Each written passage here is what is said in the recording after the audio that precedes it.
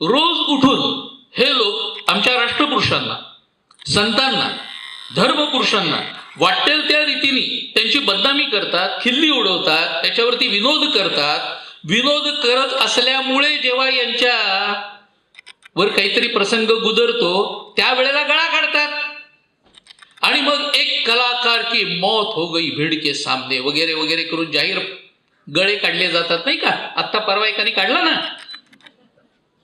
Munawwar फारुकीनी.